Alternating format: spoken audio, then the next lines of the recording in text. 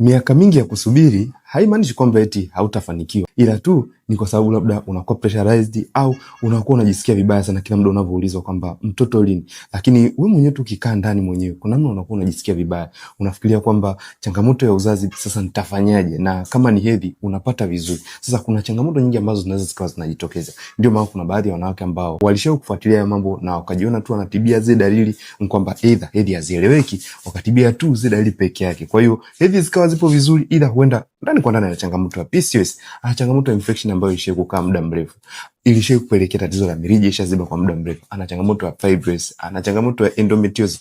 Wengine huwa hata ovulation tu kupata bado imeendelea kuwa ni changamoto, ila mbaya zaidi huwa changamoto hata sio tu kwa mwanamke, ni kwa upande wa mwanaume. Kwa hiyo unaweza kujikuta unahangaika kwa muda mrefu. Kwa hiyo kabla ya kufikiria kwamba imeshindikana, fuatilia kujua chanzo cha tatizo ni nini, then uweze kukiweka sawa na utafanikiwa tu kubeba ujauzito kama wanawake wengine. Na ndio maana kwenye ile programu yetu ya Nipo Nawe katika safari ya kuitwa mama, huwa tutaanza kufuatilia na kupewa utaratibu mzima. Hebu niwekee kwenye comment, wewe umejaribu kutafuta ujauzito kwa muda gani?